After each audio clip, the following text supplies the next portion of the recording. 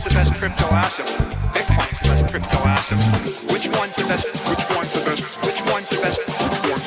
Which one's the best? Which one's the best? Which one's the best? Which one's the best? Which one's the best? Which one's the best? Which one's the best? Which one's the best? What's the second best?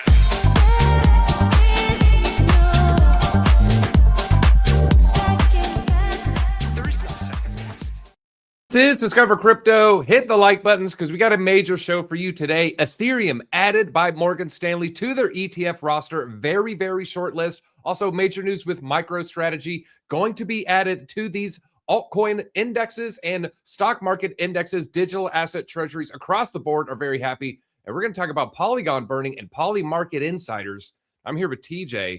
TJ, are you the PolyMarket insider? I am not the PolyMarket insider, but it is fun watching their wallets. There's a lot of very interesting things going on with PolyMarket.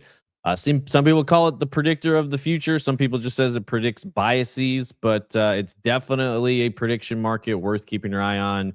One of the most interesting products, I think, to kind of capture the mainstream attention in crypto. So love to see it. Love to be partnered with them on X. And I spend a lot of time looking at it for sure. And you definitely gain a lot of valuable insights looking at Polymarkets. But yeah, we're going to just later on, we're going to look at Greenland and Israel, everybody, some insider trading allegations. And let's just say it gets very interesting when you start pulling on that thread. Let's go ahead and pull on the thread of the crypto markets because it looks like we got rug pulled almost. Now, when you look at the gainers, you see Meme Core, you see Leo, you see Tron. But when you go by market cap, look at the sea of red. Bitcoin down 3%, ETH down 4%. XRP is down 8%, but I am going to give the XRP bulls a little bit of a glimmer of hope later on. We got an XRP chart I want to show you. Solana not looking great either. Cardano, the 6.2% dump. Let's see what the biggest losers are today. We have Render down almost 10%, Tau down almost 10%, Ondo almost down 10%. We're seeing a lot of the strong DeFi plays erasing some of the gains. But Render, it was up 78% still after this 10% decline. Tau still up 20% for the week. So some of this is some healthy profit taken. Other coins, though, Uniswap, TJ, maybe decentralized isn't going to be the way. Maybe it's going to be DeFi with the dash of Wall Street. And Uniswap, of course, probably the most decentralized protocol when it comes to these DEXs. So yeah, what are your thoughts on DEXs that have no Wall Street connections might fall behind? It's an interesting take. There's a big debate with DeFi right now, or at least DEXs. There's a lot of kind of back and forth between Uniswap and Aerodrome specifically right now. They're probably the top fee generators on the Ethereum network. And to me, I think that's what matters more. It's more about the amount of volume they settle on the chain, which Ethereum seems to be that chain with all the stable coins. So I think they're both going to perform extremely well. Obviously, to your point, Aerodrome, very cozy with Coinbase and Base, who will be controlling a lot of these flows in 2026 and beyond. So I've, made my bed mostly in Aerodrome. I bought 100K of it the other day. That's one of my larger altcoin holdings outside of Bitcoin, Ethereum, Chainlink, Solana.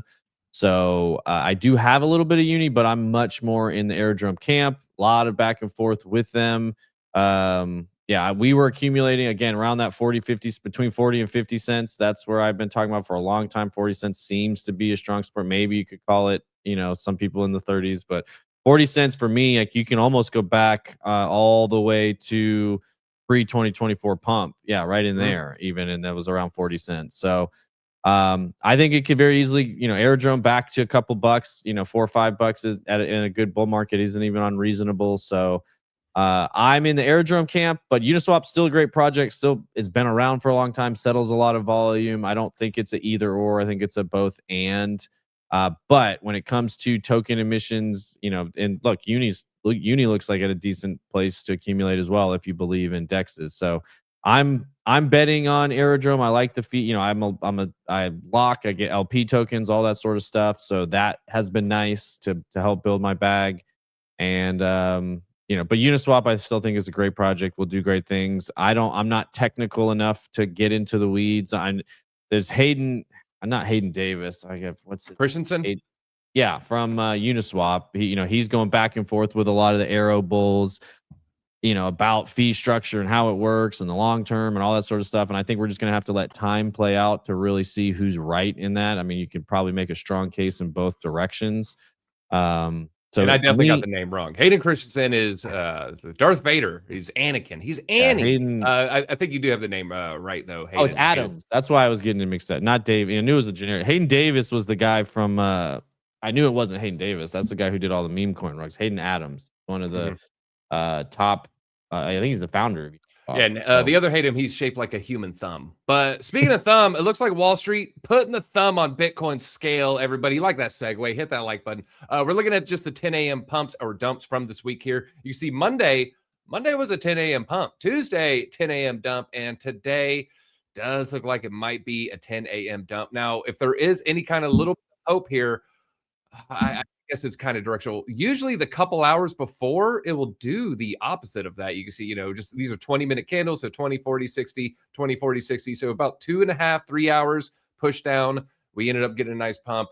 About 1 hour pushed up, ended up with a nice dump. And if we look, this is the 10 a.m. candle. We have been pushing down for the last few hours, so maybe we're just kind of finding a bottom here. I did want to refresh this with you guys live because we've seen a lot of activity. I was looking at the chart 7 a.m. today, folks. I jumping in, getting my research done. Let's hit refresh on the liquidation heat map. The bright yellow lines are where people typically are going to have their positions liquidated. So if you're betting on Bitcoin and you're betting on it to go up, you lose your position. You lose all your money at this level. If you're betting on it to go down, you're going to get wrecked at these levels. So look for the bright yellow. We're hitting refresh. And we're getting really close to a little bottom here, folks. About 90,800 and 90,300. Well, no, it proves that theory too, though. You see, right? You're like, it's going to head towards the yellow level, and we're sitting right above it right now. So that's very clear that is where the price wants to go. Especially, I assume you're looking at Binance. Maybe you're looking at everything, but looking at Binance on the 12-hour generally gives a pretty good indication in the short term of where we could be expecting the price to go on like a short-term type of level. You start zooming out to those things in days and weeks and stuff, they're a little less reliable. But and you can do it by the symbol, you can do it by the pair. If you go to pair, that's where TJ, you were saying Binance, you can find the individual relative exchanges, but if you go to symbol, it'll kind of aggregate all of the exchanges. And TJ's point, Binance is the biggest player in town, and the Binance level right there, 90,800. I'd be very surprised if Bitcoin doesn't push into that level sometime in the next 2 hours. So that would be my prediction. But let's look at the big news today. The big news is Ethereum just in Morgan Stanley. It says 1.3 trillion here, but when you look at their wealth advisory versus their wealth management, where they actively manage versus passively manage, they have a lot more than 1 trillion. You find numbers as high as 8.2 trillion as of June of 2025. So $8 trillion Morgan Stanley filing the registration for an ETH trust with the SEC. What does this mean? They're adding a staking ETF to their growing crypto lineup. So they just filed the paperwork with the SEC. They plan to engage third-party staking service providers to stake undisclosed amount of their ETH bag for passive additional yield. And this is going to be their third cryptocurrency ETF filing. We just put out a video last night on the Solana ETF. So go watch that if you're interested in Solana price action for 2026. I put out my giant 2026 prediction. Chat, let me know if you want me to put in an ETH prediction for 2026. TJD, just ballpark. How high can ETH go this year? How high could it go? I mean, it could if all the stars align and it goes extremely bullish, it could go as high as 9-10K. I think realistically 6 to 8 is probably where I'm looking for it to hit this year. That's with the market, the Clarity Act going through, market structure, stable coins, everything that we've seen getting set up, happening and coming to fruition. So I'm what do you got? What do you got? All right. Well, I was gonna show the people some ETH charts, and I just want to show this is everyone's this is ETH's favorite chart. What we're looking at here is the Fed. This is the Fed balance sheet. I changed my window size so it zoomed in a little bit. We're actually waiting on the next week. If you'd notice, this is weekly dots. This is the Fed balance sheet, and right here we bottomed December 3rd. December 10th, next should be 17th. What do you know? Next should be 24th. What do you know? Next should be the 31st. TJ, what is today? Today's the 7th. So we're expecting a dot to print. I haven't had time to research what time. I don't know if it's going to be 2 p.m., if it's going to be at market close. but we're about to add an additional dot. I kind of want to just put a prediction. Let's just say 6-7. I'm sorry, folks. I did it. All right, 6-7. We're gonna do 6-7 right there, folks. That's gonna be my prediction. I think we go up that high. Yeah, no, this is the chart. If like you said, if you're an ETH bull or if you're in anything, if you're an altcoin bull, if you're holding meme coins, if you're holding anything, this is the chart you want to see going up. The Fed balance sheet growing means full risk on, means a great time to buy. Obviously, you can see what it did in the past. We had a huge print in 2020 that sent it way up. We've been predicting, obviously, with the creation of new money, the Fed's going to be the buyer of last resort. We're seeing. Look at that. Yeah. So we might see a little delay. Yeah. Just don't expect ETH, if it pumps. ETH isn't pumping today, but give it time, folks, and that liquidity will drain or wash through the system, find its way into the ETH wallets. Absolutely. Yeah. It's usually I don't know, maybe 4 to 6 week delay, something like that, maybe 4 to 8 weeks, something, So if we, we're already seeing it start to go back up, and as it curves back up, it's amazing that Bitcoin performed as well as it did in that tightening environment. But now that we've ended QT, we're officially back in QE. And again, you're going to hear people get into all kind of semantics of what quantitative easing is or isn't. But at the end of the day, if the balance sheet, if the Fed is a buyer, that's extremely good for risk assets. That tells people it's good to be in a risk-on environment. Bitcoin and specifically altcoins, Ethereum and many others will benefit immensely from this. So if that chart pattern continues, that's what you want to see to be talking about a 10K Ethereum, an 8K Ethereum, that sort of stuff. I mean, obviously there's going to be big resistance at all-time high, 4,500-ish. Once it breaks 4,500, I think it could make a very quick move to 55 or 6K Ethereum and well beyond that, assuming all that stuff still continues. So that could be, that's almost bigger news than the Morgan Stanley ETF, is just watching the Fed balance sheet go up. You've heard the phrase, don't fight the Fed. If you're a bear out there and the Fed's growing their balance sheet, good luck. That's all I'll say. Now, we also got another ETH indicator there. We're going to look at the 200-day moving average. This is Ichimoku clouds. And the way it works is it'll trigger a sell symbol or it'll trigger a buy symbol. And you can see, okay, when we fall below this green line, trigger sell. We go above the red line, going to trigger a buy. I'll just say it does a fairly accurate job calling tops, calling bottoms. It's not going to catch the exact top. It's not going to catch, the perfect place. It might be a little bit late. But if you look directionally, pretty solid indicator. I don't think anyone was upset that they bought this candle relative to this candle when we're looking at 1,600 versus 1,800. Also with the sell, maybe they are a little upset they got out at 40.50, versus 46, 4,700, but still a good directional symbol. And if you look, you can back test this all the way going back. This is last year. Now we're looking at 2024. This has just been a fairly accurate symbol on the larger time frames. And if you look, TJ, this is about a flip buy if we can pass this red line. So we got the Ichimoku cloud about a flip bullish for ETH. This is a little bit of a delayed reaction. I said the 200-day moving average, got this from Honey XBT. We're about to retest the one-day EMA 200 for the third time. First 2 times, we got rejected hard. Let's go to the charts right here. I think I got it. 200-day sharp rejection. This was posted hours ago, this daily candle. Trying to see where we're at here. This just posted about 16 hours ago. I think that post was from last night. Now we're getting a little bit of a red candle. So I don't know if we're going to hit it today. I don't know if we're going to hit it tomorrow. Might be a little bit longer, folks. But if we could turn this into support, expect a little chop, expect one dip below, and then expect a nice little pump. I am curious here. What do we end up pumping? 132%. 132% from the bottom. We're not going to do it from where we're at right here. 132%. Oh, yeah. Oh, it's looking good.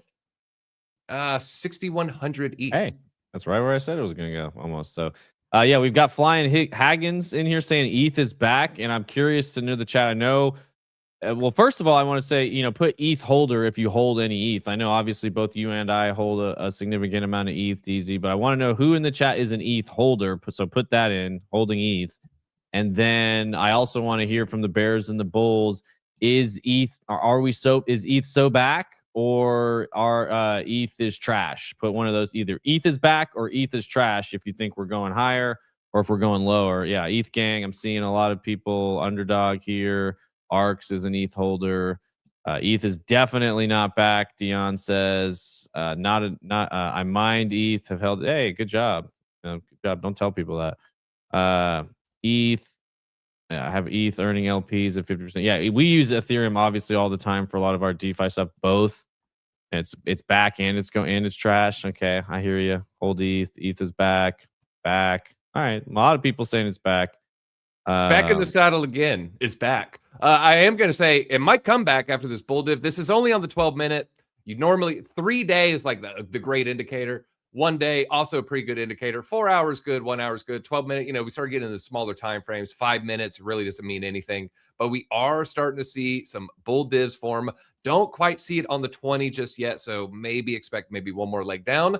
But ETH is showing some small signs of a short-term reversal here. Don't hate getting in a trade. And we do have a trading link down below if you want to jump in, trade on Blowfin, etc. I think we might have another one on there as well. Let's talk about the MicroStrategy news. TJ, I hope you didn't miss the MicroStrategy pie. I am upset. I'm kind of frustrated. I didn't pull the trigger on the options, and I end up pulling the trigger on more circle options. And folks, full disclosure, I've sold my silver options. I am out. I'm still in gold, still in palladium, still in circle. Now I got that. I got all this capital. I got all this dry powder on the sidelines because we made so much. I exited my final trade up 1,700% on the silver. Nice. Yeah, I was wondering about that because I saw silver did another leg up, and I'm like, man, DZ's silver options have crushed it. So great job getting in on those metal options. And so did Strategy move on this news as well? That they finally. Well, we're gonna look at that, folks, because we did get some very red day yesterday. After market went green. And we have just opened the markets, and I purposely have waited. I want to look at the chart with you together, folks. But this is the news. Strategy announced this. The MSCI confirmed digital asset treasury companies will remain in these indices for the February 2026 review. Strong outcome for neutral indexing and economic reality. Thank you to our investors and the Bitcoin community. This is why it's not pumping hard. So why is not Bitcoin pumping after the bullish news? Yes, it confirmed it'll keep the treasury companies like Strategy in the index. This finally ended the removal FUD. If this is good news, why isn't Bitcoin pumping? Well, because they changed how buying works. Now, before Strategy, say they had 200 million shares in these indexes, they would have to roughly own 10%. But now, if they issue new shares earlier, they would have to add the shares. Now, they don't have to buy the shares. So when MicroStrategy adds 20 million new shares, old rules, they'd have to buy 2 million shares. New rules, they don't have to buy these shares. So when you dilute your stock, the indexes don't have to continue to buy. So it's kind of getting around, I don't want to say the strategy of these digital asset treasury companies, no pun intended, but part of their strategy is they sell stock, diluting the stock, but use that money to buy crypto, hopefully increasing the MNAV. So it's a good thing, and it is good news, but that's why you're not really seeing a giant Bitcoin pump. Now, let's actually look at let's do a little bit of a breakdown, then we'll look at the charts here. This is a huge, huge win for Strategy, folks. It is going to keep these crypto treasury companies in the indexes here. And it's the MSCI is the Morgan Stanley Capital International, and they decided to not exclude these asset companies. And they said these DATCOs, digital asset treasury companies, would, however, be subject to broader consultations. Maybe look at it with a little bit more of a fine-tooth comb here. And the way they define this is if a digital asset makes up 50% or more of your total assets, and the exclusion would have seen these companies lose billions of dollars in passive capital inflow. So that is no longer on the table. Strategy is the largest crypto company, 673,000 Bitcoin. So this is the news here. They fell during yesterday's trading hours, 4.1%, kind of steep for a stock. Then they rose 5% in the after hours. Let's just go straight to it. MSTR. We're gonna have to go to stocks. I guess I have it on all, so we can see it right here. 1 out. Let's just do the 20-minute. Yeah, it's been very volatile. Yeah, it's super, super volatile here. Let's hide that. What do we? I mean, that's just a lot of Look at the wicks on that. That is trading like an altcoin now. That's trading like a pump.fun meme coin. Yeah. No, and if you look at the all, I mean, Strategy it's at a pretty good accumulation point. Obviously, it had a huge run up 24, 25. It's been hit with a ton of FUD in the last year, I would say. What's it down? 70%. Yeah, 70%. Yeah, I know. It's looking like a buy. Every day I'm tempted to buy it. And if you're considering it, really what it is it gives you a leveraged play on Bitcoin. So if you're bullish, like if you think Bitcoin's going to go to 120, 140, 150. You know, a lot of times strategy equity performs at about between a 1.2 and a 1.5x on what Bitcoin does. So every time I look to do it or look to buy it, I'm very attracted, obviously, to holding my own Bitcoin. And then I kind of realized you also, TJ, hold a lot of altcoins. That is your leveraged play on Bitcoin. So to me, it's almost like I compare buying Ethereum to buying strategy. So when I'm going to pull the trigger, every time I'm looking to buy strategy, I'm like, all right, I can buy Bitcoin or I can buy strategy, which, you know, is like a levered play on Bitcoin, or I can buy Ethereum, which I also believe would outperform if Bitcoin goes back to new all-time highs and above. I think Ethereum, now this didn't prove true in 2025, but I think Ethereum in 2026 would outperform Bitcoin at a, you know, more than a 1.5. So the example being what we just gave for Ethereum. If Bitcoin's at 120, 125, and Ethereum gets to 6K in the next year or so, obviously my ETH bags are performing extremely well. So yeah, that's usually I end up buying Solana, I end up buying Ethereum, I end up buying Aerodrome instead of strategy stock. But if I was in a pure Bitcoin play, I do believe hold a lot of spot Bitcoin, hold some MSTR, and then consider some of the, you know, you guys have heard me talk about MSTY. That's another one that's beaten down because it's basically trading. It's a yield max group that trades options of the MSTR. And you can have an income earning piece of your portfolio as well. Yeah, and almost sandbag, maybe the most bullish news, the Clarity Act. We got some clarity on the Clarity Act, and we are going to talk about that in a little bit, Yes. folks. I do want to just walk through how I would do it, folks. If I was looking at a I'm not pulling the trigger today. I'd have to do a little bit more research, more than just camera. I'm live. Let me just click buy on something. I don't want to rush into an option trade here. I wouldn't do anything close. I wouldn't do something close in 2 days or 9 days from now. You can see these kind of going up by 7 days piece. I would maybe look at a 3 to 4, maybe even 6 month timeline, a little horizon here. Give time for the Clarity Act. You want to get out of these options before they get close to the strike or the strike date there. I would go for April, May, maybe June. Then I would just play around and look at these three, look for the best arbitrage, look for the riskiest deal. So right now, MicroStrategy trading at 160. Let's go back to this chart here. So let's go to the daily. And I was kind of like doing, you know, maybe some levels of support that, you know, seems very doable. I think it has a very good shot at hitting 250 in the near term. I mean, you can see how fast it pumped right there. I mean, that was 49 days.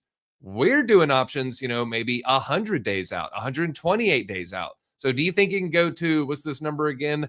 250 in 90 days? Maybe. Can it go to 250 in 49 days? It has in the past. So I definitely think 250, that's doable. Maybe look, you know, you would go down, all right, 250, you would pay $9 for this option, or you could just be a degen, like meme coin trader, penny stock guy. You go to the insane valuations, buy like whatever's, it's kind of true, psychological levels. Just buy what's near $1 and then get out if it's like $1.10, $1.20. That would be also maybe not a terrible strategy, but you're betting on it going to $600. You know, I wouldn't really do beyond the previous all-time high. So I would be looking at maybe a closer date, April 17th, near 500, you know, maybe 450, 480. Yeah, right there. That again, I'm not saying do this. That to me doesn't look super, super ugly. You know, get in at $1, maybe get out at 2 or something. Yeah.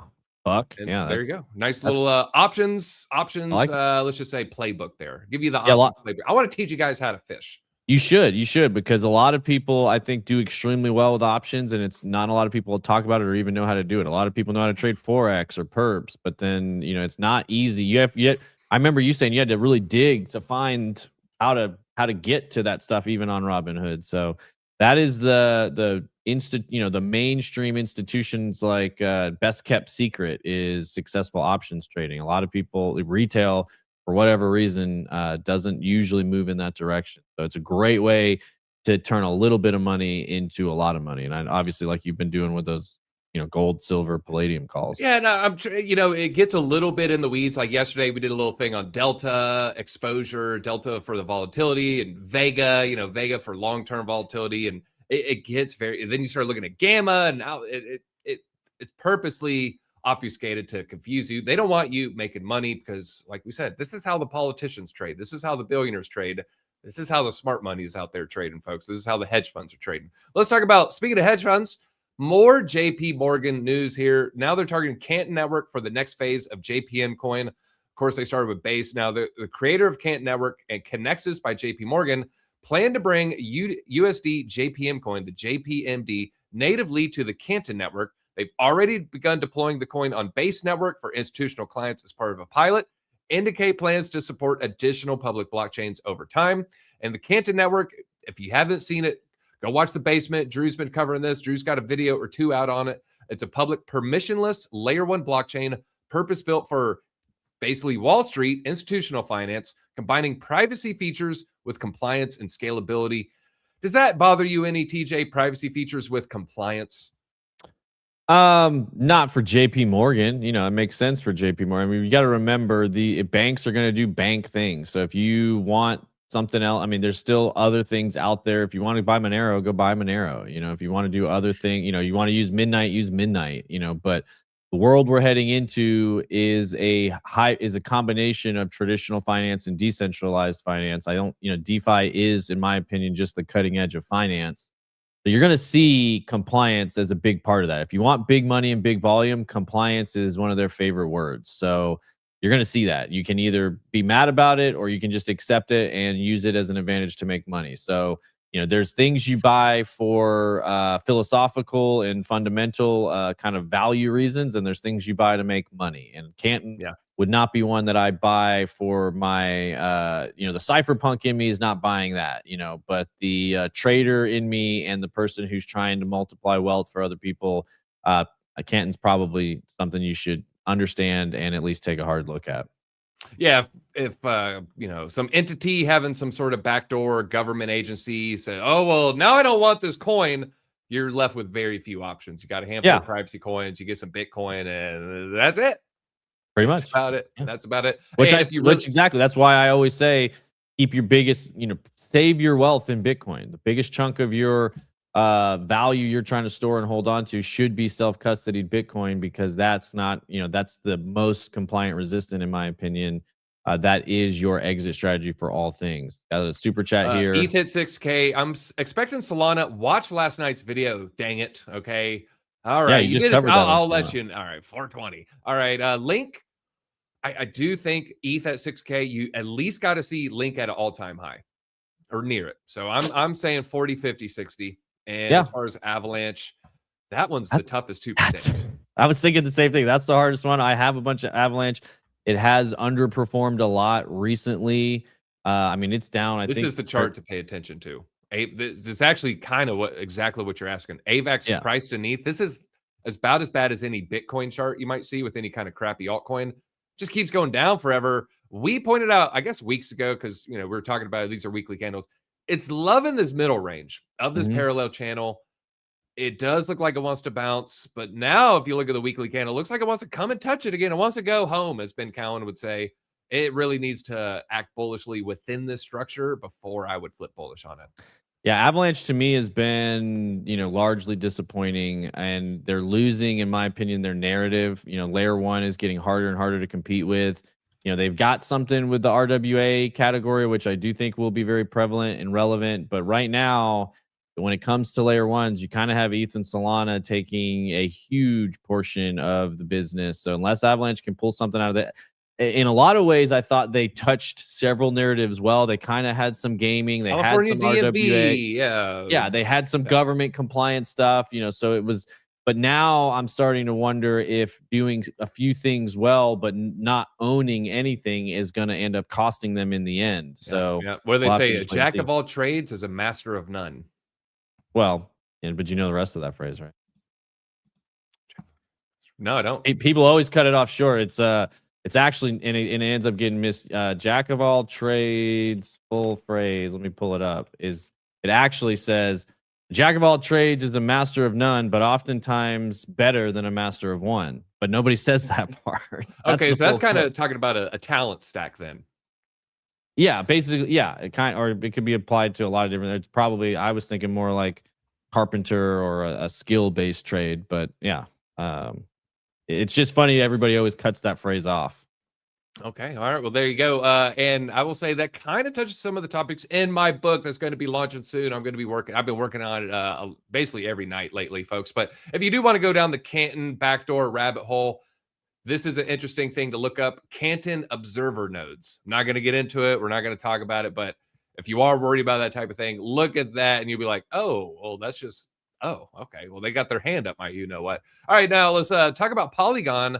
This I love, and now I'm starting to. I have a small Polygon bag. TJ, we've talked about this. Like, I got some small bag from forever ago. It's just been sitting in a wall. This, you got like a MetaMask, and you're like, you see the different chains, and you're like, I got funds on Polygon, and you click on it, you're like, oh yeah, I guess I'm doing something with it 4 or 5 years ago. But yeah, this is very bullish for Polygon. Yesterday marked an all-time high for single-day fees generated and burned on Polygon's proof of stake chain. 3 million were burnt in a single day, 0.3%. It doesn't really tell us a whole lot until you look at it. All right, well, let's see here. Last 3-4 days, every day, 1 million's getting burnt in base fees. To put it in perspective, if we extrapolate this for the whole year, 3.5% of the total supply will get burnt. That makes it massively deflationary. 3.6 billion is staked, and stakers and validators earn a combined about 1.5%. 2026 is the year of the Polygon resurrection. Do you agree with that final statement? Chat, do you agree? Yes or no? Is 2026 the year of Pol?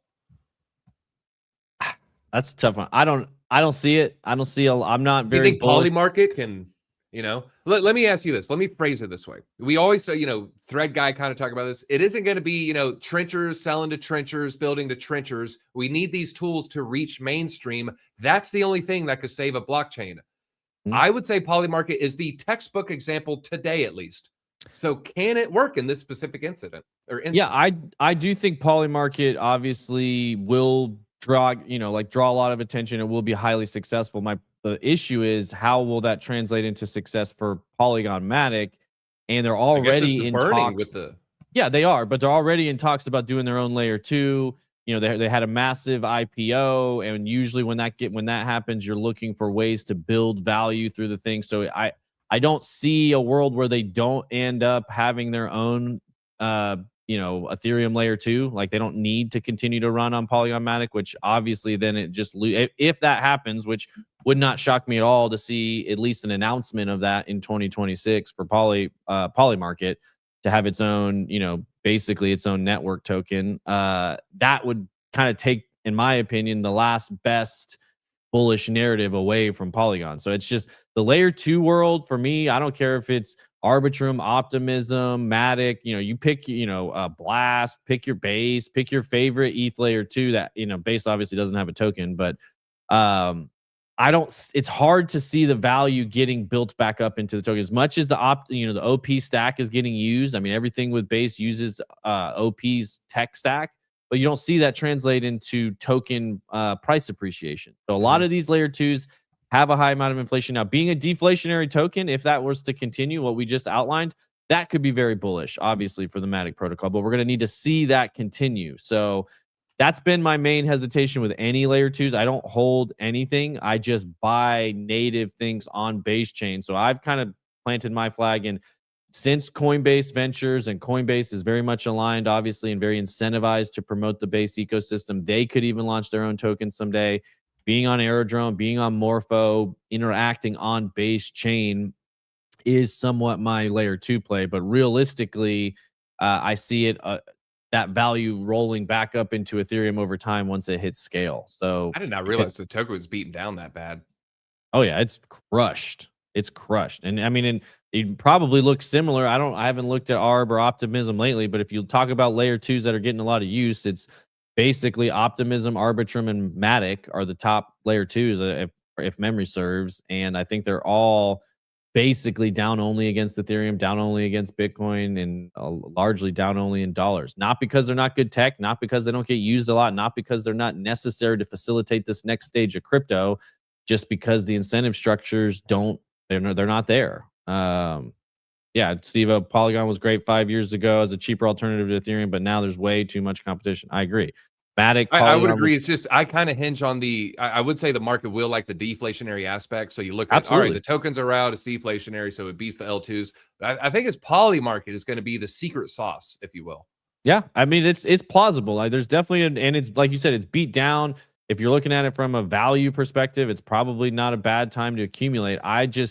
I pass on the entire L2. I don't hold L2 Yeah, tokens. you just pass on that entire ecosystem. But if you're gonna pick one, this is probably a good one. Yeah, and it does fit, like, not to reiterate too much, but that thesis of it needs the killer app to pump, and otherwise you're just trenchers selling amongst trenchers, buying from other trenchers, and no new money. This would be an example of new money coming into the Yeah, ecosystem. they've got a killer app. I'll give it. That's the best thing they've got. All right, well, from a killer app to a killed app. Yeah, segue, baby. Nike killed Artifact. It's done. They offloaded Artifact months after investor lawsuit. This is a little NFT thing. Footwear conglomerate Nike has quietly offloaded Artifact, the digital collectible studio it acquired at the height of the NFT boom, NFT mania phase. And you look at the time, you're like, oh my God, they really did, TJ. December 2021, probably not the best time to buy an NFT studio. They describe it as a way to serve athletes and creators at the intersection of sports, gaming, and culture. It just sounds like something stupid Mark Cuban would say, by the way. At its peak, the NFTs traded for thousands of dollars. Holders were promised quests, challenges, future digital experiences. But as market conditions turned sour, it was a sour girl the day that it met me. Nike announced it would stop Artifact's operations. No, this led to a class action lawsuit from investors accusing Nike of performing a rug pull. Tough news right there. And yeah, we're seeing just NFTs not looking good across the space. If you're an Artifact holder, this news isn't new. You know, you kind of quietly saw the signs as they, you know, pulled support, kind of removed the roadmap. I mean, are NFTs dead, TJ, or is it just kind of waiting for the next cycle or something? Dead is, you know, a tough term when you're talking about crypto. Are most collections and iterations dead of as it was? Yes. Will IP be relevant? Digital IP be relevant in the future? Yes. So as the technology, no, they're not dead. As the form that it was being sold of back then, yes. I mean, you got Bored Apes, what peaked around 150 plus 153 ETH per ape. Now the floor is sitting at 5. So low that I almost consider, you know, when it was, I think it might have been as low as 4 or 4.5, and that was like, maybe I'll buy one. And you know, I do think they might go up a little bit. There's a lot of the NFT people out there saying, oh, that's primed for a resurgence. Maybe, like, you know, maybe a Bored Ape goes from 5 to 10 and you double and you sell. But I'm not, you know, the thing that would be interesting to me about having, you know, holding the Bored Ape is I do think they still have somewhat of a community. It is a bunch of interesting people from 2021 that were very connected and relevant within crypto. It's almost actually worth the cost of just Ape Fest tickets for the rest of your life. I mean, if you think Ape Fest is going to happen for the rest of your life. That's a good point. I'm going out in style, so yeah. No, I'm just kidding. I'm just kidding, folks. All right, let's talk about Adam. We got someone top blasting at 40. I was like, okay, I didn't realize you top blasted. I mean, you blasted the top right there. Sorry, I'm not laughing at you. I thought of a joke earlier from today. I feel bad now. This is $40 right here. Clearly, yeah, you know, maybe not the best time to buy. We're gonna do it to you, brother. You're down 93.93%. Okay, so you're down 94%. It could be worse. It could be down 99%. Just trying to be, you know, just give you a little glimmer of hope here. Would you exit at this point? TJ, this is more a question for you. You're more the Mr. Adam. Yeah, I exited Adam. So I bought Adam originally at $5, rode it. So I even probably worse, round tripped it. Bought it at 5, rode it to 40, didn't sell, rode it all the way back down. And then there was big divide in the community between the founder, you know, the founder forked basically and left, and big upheaval in the way that the structure of the actual whole thing worked and the token incentive. The big problem Adam had was great technology, similar to what I was saying about the layer 2s. Great technology, created good subnet security and all these sorts of things. But the problem was there was no incentive for anybody that was building on their tech stack to go back, you know, no token incentive back to the Atom token. And so within the community, there was a big divide on how to solve that. And the founder went one way and took some people, and then a large part of the community went another way. And a lot of times when that happens, that is kind of the death nail for a project. And so when I saw that going down, and it's probably, let's see, it's probably kind of before that last recent crash, right around in that area that you've got highlighted. is probably date wise when that is. That September of this year. Yep. Okay. Yep. September. Oh, September of 25. Last year. Year. Yeah. Yeah, it was sometime over He the does summer. a Chinese year, y'all. He's still in the year of the snake. It's probably right where that pump was, and then it dumped right back down. So some people got excited. I can't remember exactly when it was, but it's been some time now at this point. I am completely out. That's when I sold. I'm completely out of Atom.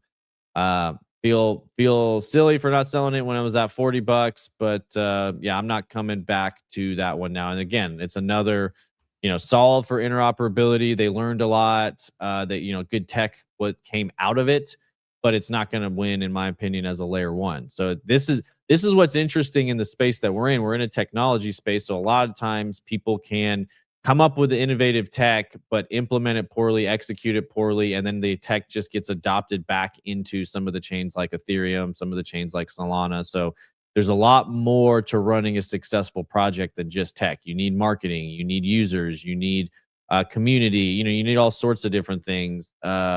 And I think they had the tech. I think they didn't quite land product market fit. Too much time went by, and then the whole thing just collapsed. So for me, if you like really just like I just can't sell it, that's why you're kind of asking. Maybe you could wait till the blue line. Look, just kind of pull up a trading view. You could kind of see how it can make a parallel triangle or a parallel channel here. This is from July of 20. Oh crap! I was looking at something else. No, this is from October of 22. So now we're talking about a multi-year parallel channel. downtrend. Yeah. And just stuck in a downtrend. I'm not going to hate you. I would maybe at least sell half and then maybe try to get lucky and sell half here. But realize like you might have a 50-50 shot going to the top or the bottom there. I don't think anyone knows for sure. So maybe a slow exit. Yeah. Well, I mean, and if to say everything I just said much more simply, like Cheap Potion Maker said, Cosmos is dead. Find your way out. It's a dead project. Yeah, find your way out. There you go. All right, well, I'll tell you what's not dead. Jupiter launching the Jupe USD stablecoin. We covered this now about the plans. We talked about the rumors. We talked about, when they started the process of this, put in the big 2026 altcoins.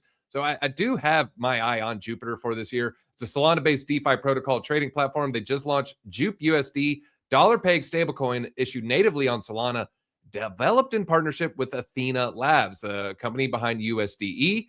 And this is probably just going to be one of the things I would pay attention to. The reason why, go to DeFi Llama, you go to metrics, I think it's going to be right here. Go down to fees, or you could also do it by revenue. Let's just see here. Where is it at? Revenue by protocol. You do fees by protocol. If you look, one of the top people historically, you're going to see Jupiter. I was going to say top 10. It's number 11 today. But making $500,000 in 24 hours, nothing to sneeze at. And the top two are going to be these giant stablecoin providers. So pretty good as far as, I want to go into the tokenomics, pretty good just from a business model standpoint. And for that reason, I wouldn't sleep on Jupe. Looking at the chart here, the chart is even more impressive. Let's see. We'll just go to Jupe Tether. It's looking like it. I mean, that definitely seems like, all right, how much lower can it really go when it's making money like that? It's not a dead project. They don't have founders leaving. This is an active, DJ, I've used it like 3 times in the past 24 hours. Like I use Jupe regularly. Yeah, it's a used real product. And again, if you're bullish on Solana and the Solana ecosystem, Jupe is one of the stronger plays within that ecosystem. I hold some Jupiter and some Radium, obviously, to support my Solana bag. So I bought a little Jupe this morning.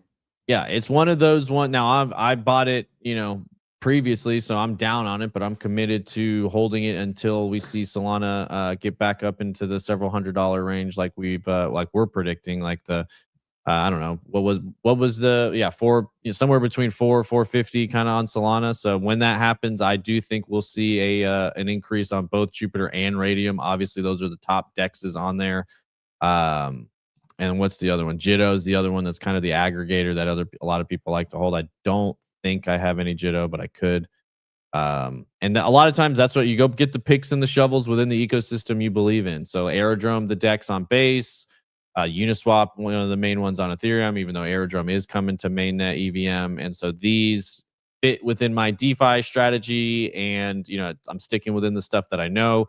We also, reason I hold Radium is we've used Radium similar to Aerodrome and Uniswap to run concentrated liquidity pools. And so once I use it and I understand it, I can see the value in it. That usually creates a much bigger incentive for me to hold it, because I do think A lot of times I'm early. Sometimes I'm way too early, but usually the market comes around to my predictions. Sometimes I just have to wait a couple of years. But You know, having a successful meme coin is better than graduating Harvard, TJ. says who? That's what the stats say. This is just an interesting stat before we get off Solana here. It's 4 times easier to get accepted into Harvard, 3.5%, than to graduate a meme coin from a Solana bonding curve, less than 1% in 2020. Hey, I guess you know, I did that. So Disco. I guess you know, I guess we're better than Harvard. You know, All we right. did something harder. We did something harder than getting into Harvard, I'll say. Suck it, Harvard. Park the cod, Harvard yard. All right, let's move forward here. XRP. All right, I said we got some XRP. There's a Ichimoku breakout. This first one we've seen in a while, so pretty interesting. But this is the headline that I found pretty funny almost. CNBC drops XRP truth bomb that shocks the XRP army. My first thought, TJ, was Arrested Development. We have Bob Loblaw, Lob's Law Bomb. I don't know if you've ever seen that headline. Now, he did it via his law blog, which makes it even more interesting. So, Bob Lob, no, we got CNBC dropping the XRP truth bomb. It's from this little panel right here. I have another video. This is pretty short, TJ. But first, what are your thoughts on XRP? And more specifically, not infinite supply and a cheap token price. I mean, do we see a $5 XRP this year, $4 XRP? Or are you going to say, nah, man, we got like a $10 XRP this year? I don't know about $10. What are we sitting at right now? 220. Yeah, I think 5 is very. I mean, basically 5.6 is kind of something we've been talking about for a while. 5.89, $6. I think that's very reasonable. Mostly because of stuff like this. CNBC talks about it all the time. For some reason, they're shilling it hard. Is the XRP look at it. I mean, when it pumps? Green candle. Look at this. It's the top, you know, in the top projects. Looking at the week, I mean, you've got XRP. Oh wow, Doge. You know, the cheap. It's kind of like what you said, the idiot trade. You look at it and it's low price. People will buy it. So yeah, I think 5.89 is extremely reasonable. All right, this is 20 seconds, and it's going to get the XRP bulls happy here. Hottest crypto trade of the year is not Bitcoin. It is not Ether. It is XRP, the coin formerly known as Ripple, soaring more than 20% this year, becoming the third largest cryptocurrency out there. And there's big money behind this trade. Mackenzie Sagalos joins us now with that XRP trade and what, Mac, is driving all of this interest in XRP. Now, it ends up going pretty long. We're not going to do the whole thing here. This is a 3-minute and 9-second clip. I annotated it for you because we like to just go ahead and give you the straight alpha. CNBC says XRP, the hottest trade for 3 main reasons. Regulatory overhang. This is quotes. Regulatory overhang has finally cleared. That's the first thing she said. Second thing, it's a less crowded trade than Bitcoin or ETH. And the final thing she said, the flows have held up even during the Q4 dip. So signaling that Wall Street ETFs, they have strong buying appetite. Regulatory is going to be going away. And we don't have as many people chasing it like they do Bitcoin and ETH. Yeah, I mean, I'll just say this is why you don't get your crypto news from CNBC and you watch Discover Crypto. The coin was never formally known as Ripple. Like, Ripple is the company, XRP has always been the token, and the token has always been XRP. So it was not formally the Ripple token, and they rebranded it. Those reasons they listed there also, yeah, yes, regulatory overhang finally cleared. That, you know, those are true statements. Like I said, I think it will perform well, but it's very weak analysis in my opinion when it comes to CNBC. But XRP, will it get to 5.89? Will it pump? Absolutely. We've already seen it was probably one of the top performing of the majors of the top 10, top 20, probably one of the major performing ones since Trump's election. So it performed well end of 24 and into 2025, early 2025, similar to Cardano. It fits within that. And again, if you look, the main reason I think it's going to continue to do well, and this gets lost a lot, part of what Bitcoin in this whole space, digital asset space, was built on was a hard cap or a set supply. Only coins that have that in the top 10, you know, outside of, you know, stable coins would be Bitcoin, Cardano, and XRP. They have a hard cap. There's only so many. All, you know, Ethereum, Solana, they might be great. They might have a lot of use, but they have an infinite supply. They will always have emissions happening, but there always has to be more money coming in. Now, obviously, more money needs to come in, and there's a huge supply of XRP, so it takes a ton of money to move that price. That that being said, though, a hard cap is still a hard cap, and you have to acknowledge that. Looking at the chart here, so we're looking at the EMAs. We got the 50, the 20, the 50, the 100, the 200. We're only going to look at the 200. And when I show you this XRP chart, calm down, folks. Solid rejection. We got rejected. We got rejected hard there. There's going to be 1, 2, 3, 4 times. But TJ, what do they say? The more you knock on a door, what do we get to have happen? Yeah, eventually? keep knocking, the door's going to open. Yeah, it's like a Latter-day Saint person, just fresh off the bicycle in your driveway. They're gonna keep knocking. Eventually, hey, maybe you're gonna let them in, invite them in for some lemonade or something there. But XRP, looking at the chart there, do we have any bear? No, we don't have any bear divs on the daily, so I'm not freaking out yet. A little bit of not even a bear div on the 4 hours. So this thing could easily keep moving up. But we look at the small time frames. Looks like maybe a little bit of a local bottom. We were talking about we didn't have any kind of bull divs on the 20 on ETH. We do have it on the 20. You can make an argument hidden for the 25. If we go to the 30-minute, you can say it's there for the 30-minute bull div. You could also say it's there for the hour. Oh my God, is XRP going to pump today? And then it disappears for the 2 hour. You see the lower low. Finally, we get a lower low on both of those. XRP might have a pretty green day today, folks. Just judging off the small time frames there. So if you're long on XRP, I'm not going to be mad at you, folks. No, go ahead. Go ahead if you have one more thing on XRP. No, I was just going to say now against Bitcoin, that's a whole different story, but that's a story for another day, folks. Yeah, well, anything against Bitcoin, it's a challenge to outperform. That's why I always make that my goal here is to if we can outperform Bitcoin, we're outperforming every hedge fund on the planet. So good so far for the last 6 or 9 months. So I'm happy with that. But this is breaking news I wanted to hit. This could be what's impacting markets to the negative today. China has just suspended Nvidia chip purchases and asked companies to halt H200 chip orders. Per the information, China is reportedly reviewing all chip importation conditions. Now, that has a ton of macro and geopolitical implications. Whether you're talking about obviously that's going to impact Nvidia's bottom line.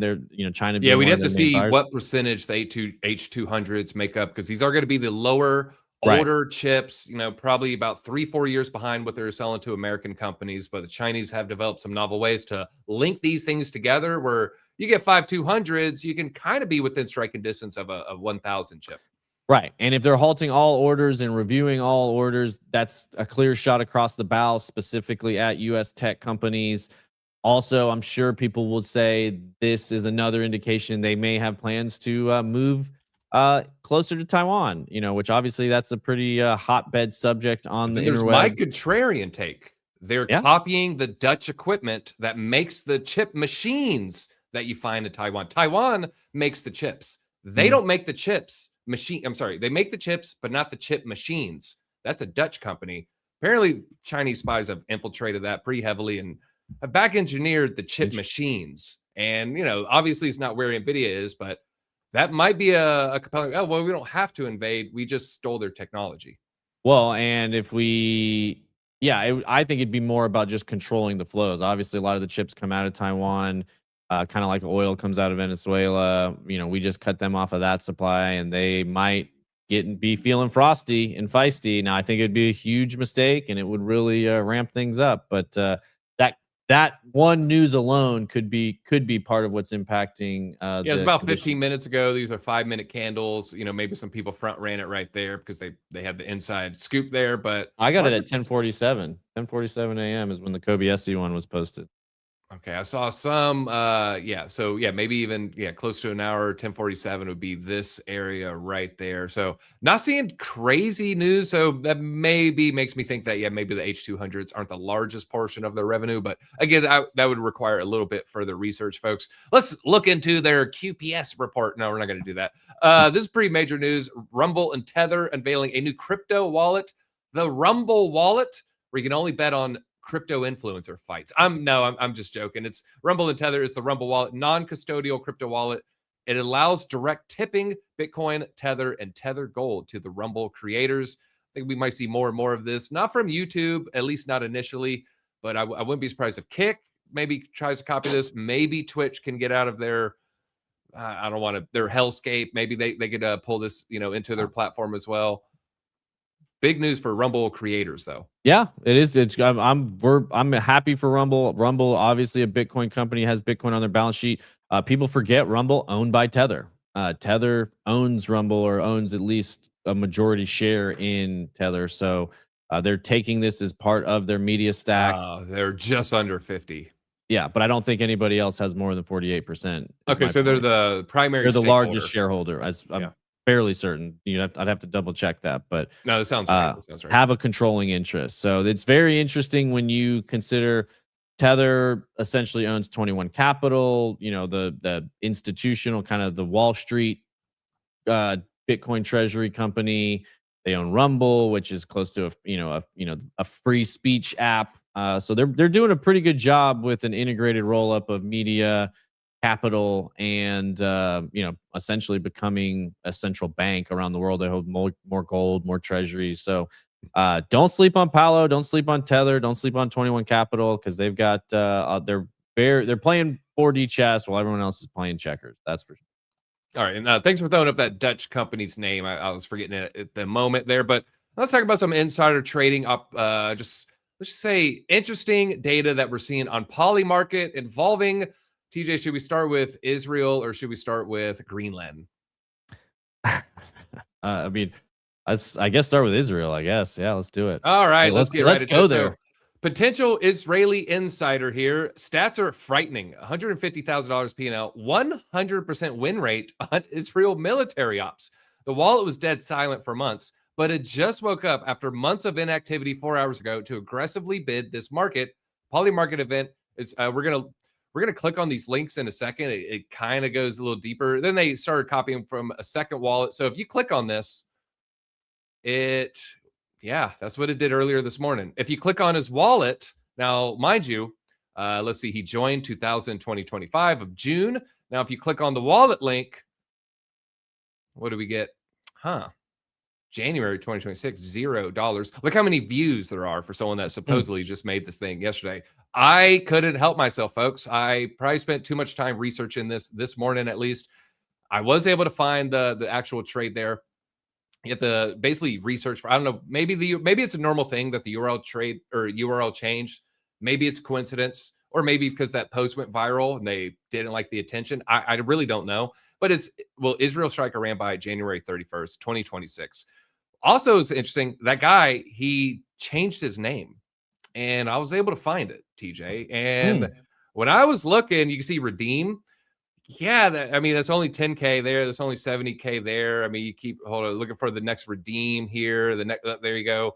$162,000 profit on that one. They've actually made more than that post suggested. I think it's because they have an active position. That's why the P&L is different. When the position closes, the P&L is going to go up even higher. This is just insider is saying there's going to be a giant geopolitical event. So maybe just be careful trading out there. And I actually, what was I looking at here? I was looking at this wallet. And yeah, I mean, we don't got to go too deep here, but let's just say I was checking Polscan. I was really, really looking into this, folks. This looks like a lot of new activity. So yeah, this guy's been doing things like in the last hour. So I'm not going to get into that right now. But then there's the Greenland one too. Sightbringer. I know, TJ, you like this account here. They're saying, oh, we got a nice alpha. What's the number? 87%, 78% probability. Trump is going to snatch Greenland. But if you go to PolyMarket, you go to call sheet, it is pretty low odds. I think it has been updated since this post kind of went a little viral here. It's now up to 15%. It was down to 10%. You just go to 1 day. You can see the pretty drastic fluctuation there. So you could have got in at 10 cents, sell at 15 cents. That is a 50% pump in hours. And so we're not just talking about this because, it's kind of funny. Maybe there's an insider.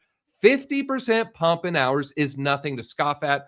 Why would we want to go into Greenland? I'll leave Drew for most of this analysis here, but this is Russia. This is North America.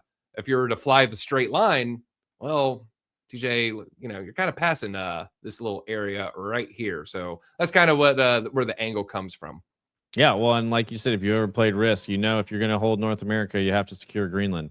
Just that's a foregone conclusion if you're playing just very basic elementary Risk.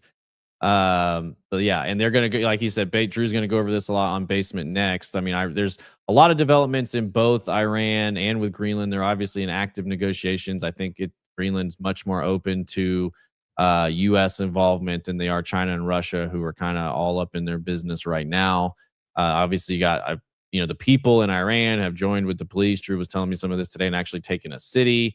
And if you don't think there's some kind of intelligence community involved with those movements and those kind of trigger points, then maybe you need to do a little bit more research about how the world works. But there's definitely intelligence input and organization, and maybe supplying supplies and weapons to make to help the people of Iran overthrow that stuff. So it wouldn't surprise me at all to see some of those pieces be moving around as well. But Greenland, I'd put it at definitely more than a 10% chance. And like you said, you bet on that. You take the yes on that, and then that 10 goes to 15, and you can sell immediately. You don't have to wait for the conclusion. That is how PolyMarket works. And I don't think me or TJ saying it's Trump's son Barron doing this, or it's Mark Rubio, or it's Netanyahu's sister-in-law. No, it's, if anything, I would say it's maybe a low-level military employee that has kind of inside info. That would be my guess. I don't think it's like a high-level diplomat or anything.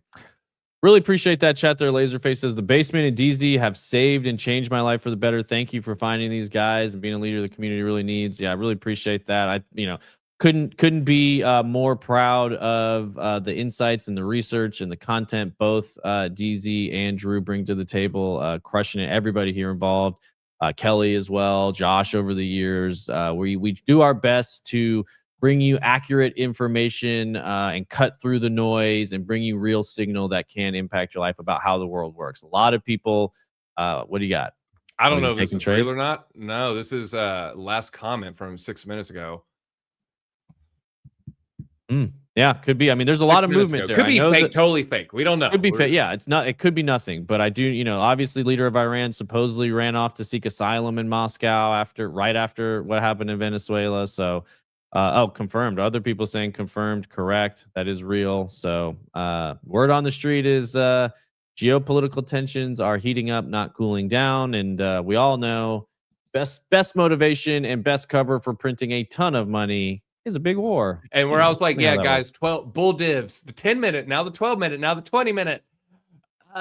Don't jump in. Don't jump in. Things are going to be a little bit volatile today, but we do have some bright lights in the future. We got a little light at the end of the tunnel. The light at the end of the tunnel is Clarity Act might be coming next week. This is according to Tim Scott, Senator, Republican. I'm forgetting the state at the moment, but the Digital Asset Market Clarity Act, which is set to provide the U.S. crypto industry with more regulatory clarity, is heading to the Senate for deliberation next week, according to Tim Scott. Here's his quote. Next Thursday, we'll have a vote on the market structure. Thursday. He told this to Breitbart News on Tuesday. It's important for us to get on the record and vote. Now, the House of Representatives did approve this a long time ago, all the way back in July. If the Senate passes without a change, it doesn't need to go back to the House. If they do make some changes, they must reconcile the two changes, and then it's going to proceed to Donald Trump for final approval. All indications are pointing that he is going to sign this. He's going to sign it immediately.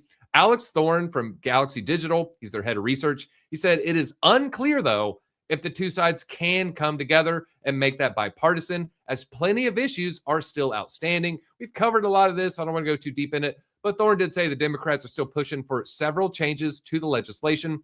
Elizabeth Warren, chief amongst them, including requiring DeFi front ends to comply with sanctions, aka take a picture of your license if you want to use Jupiter or Uniswap, send it into the protocol. They got to know everybody using these DEXs. And then so they say, well, now because of that, we can block illegal transactions and give the U.S. Treasury's Office of Foreign Asset Control special measures to act against entities involved in illicit activity. Which, I think me and TJ, others worry. Eventually, it's like, okay, you're in North Korea. Okay. 5 years from now, it's you did a tweet, you did a post on Facebook, and now we're going to freeze your wallet, and that's the direction ahead. It's not 5 years from now. That's reality today in the UK. Yeah, they want France, to live in London. Yeah. We want the key word in that. Scroll back up for a second. The Office of the U.S. Treasury Office of Foreign Affairs Asset Control. That's the word that matters there in that sentence. It's control. They want to be able to control who can play, They want to be able to cut you off from your money at any point in time and use it to snuff out political dissonance. And that's always been the case of the financial system. It not always, in our lifetime, in the recent history, that's been the case. It's used as a system of control over subjects. Governments use it to control their subjects, and that's what they're trying to maintain control over now. I will give it huge flowers to Brian Armstrong, Coinbase, Paul. I can never pronounce his last name right. Starts with a G. Paul Grewal. Paul Grewal. Yeah, I remember because it sounds like Paul Wall. Yeah, and Tim Scott, South Carolina. Paul, lead counsel and regulatory for Coinbase. They've been fighting very hard because most of this stuff was already approved, and the bank, they'd already gotten sign off from the banks and all that sort of stuff. And now they were kind of realized the implications of it, and they're trying to walk it back. And that's a huge problem, obviously, for anybody who believes in DeFi, anybody who believes in decentralization. They talk out of both sides of their mouth out over in the government and the Senate. They say, oh, like decentralization is a big part of what, we need to see to approve this. And then they say, and we want to have complete compliance control over anybody involved. Like, well, you can't have both of those things. So I hope that they can get this done. Chief Legal Officer. There you go. Paul Grewal. He's fighting very hard for this. They're lobbying very hard for this. So it'll be and this is part of why I know they're scheduled for write-ups here soon and could vote here late January. Part of me thinks it's not going to happen in January because you don't think we get it on Thursday? No, I mean, I don't think they're going to pass it on Thursday. Absolutely not. No chance. I think we can get potentially these write-ups could get closer, but this is they're down to, they keep saying like a couple key issues, and this is the biggest key issue. And I don't know if they're going to be able to get this one sorted out. I mean, it's basically who can pay more and lobby more to get this done. And it'll be really interesting to see how it happens. Either way, this act will pass. I just hope it can pass in closer to the current form it was already marked up as versus kind of getting stripped down, which unfortunately is what happens a lot in our government. Is right before the finish line, they take out they change it up so much that it's a lot less impactful. Yeah, and it does look like Eleanor Terra just put out a write-up 1 hour ago. So if you want to learn more about that, she's probably the best, I would say, when it comes to politics in New York. She's probably the best crypto journalist out there. Very, very, very good job. Friend of the channel. She's been on before, so she just put this out an hour ago. I'm going to read it later. And if you want to learn more, I would highly recommend the same, folks. But let's check in on Bitcoin. Are we getting a little bit manipulation here? Looks like it's a little flat. We've been pretty flat for about an hour. These are 20-minute candles. Let's go to the 1 minute. Yeah, you can see this is kind of now, all right, maybe stuck in a little bit of range. So the bulls and the bears, they're locked. They're heated battle. No one's clearly winning yet today. But me and TJ, we like to stay bullish. If you like to stay bullish as well, smash that like button, folks. We got a great afternoon stream coming for you today. And TJ, what is the video for tonight? I know something.